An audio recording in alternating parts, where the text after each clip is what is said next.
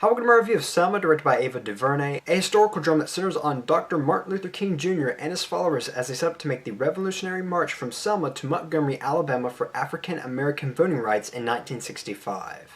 Okay, so fun fact for those who do not know, which I'm pretty sure most of you don't, is that I actually live in Dothan, Alabama, which is 2.5 hours away from Selma, Alabama, which is, of course, where the majority of this film takes place. Now, I don't believe I've ever been to Selma, Alabama, at least from my knowledge I haven't, unless, I went when I was a kid, but I have been to Montgomery a handful of times in my life. However, I haven't been to Montgomery in well over a decade, so I don't know what it's like now, but really, all this is irrelevant. I just thought it was just something interesting to share. But getting onto some of this film comes at a time that most have deemed relevant to what has been going on in the United States as of recently, which is, of course, the oppression of young black men by cops. Now, I'm not going to sit here and talk about all that because, personally, I just don't feel qualified to even really discuss it, but I do think it is something that is worth noting. Selma is a film that pays tribute to one of the most iconic, influential figures in American history, and it does this all incredibly well.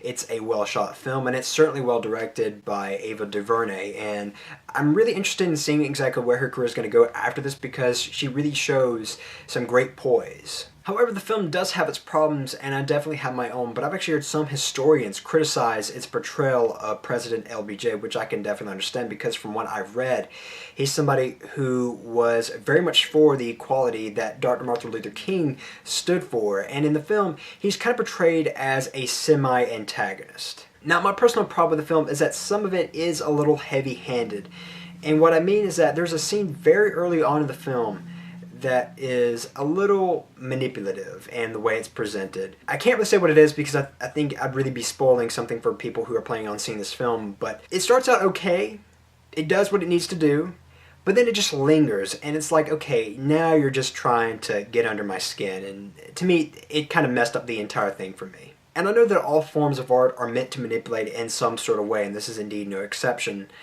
but I think if this scene were done by a more seasoned filmmaker, I feel like this would have been probably done a little bit more naturalistically and something that is a little bit less hard-hitting. But aside from that, that's really the only big problem that I have with the film. Now, where I think this film truly shines is in its performance by David Oyelowo, who is phenomenal in this film. And I don't use that word lightly because he really is something captivating because he really captures Martin Luther King Jr. Now, he looks pretty much nothing like him, but when you see him, giving the speeches, when you see him just having a normal conversation with somebody, if you've ever seen interviews with Martin Luther King Jr., he talks and acts exactly like him, so you completely buy into it. And this is a performance that could have easily been a caricature, and it never comes off that way. I mean, he gives one of the best performances of 2014. And talking about great performances, Tom Wilkinson is great as LBJ, and you also have Tim Roth, who plays George C. Wallace quite brilliantly as well. And I must say, as somebody who has grown up in the South, their accents were incredibly spot on, and from what I've noticed of people who, are on TV or have been in movies that do Southern accents, they're usually, way too much, or, it's just all over the place, it's inconsistent. These are perfect. And it's not just those three actors, I mean, all the performances in this film are top-notch. Overall, I'm going to give Selma a 4 out of 5. As always, I'm Colyn Kirkland, and thank you so much for watching.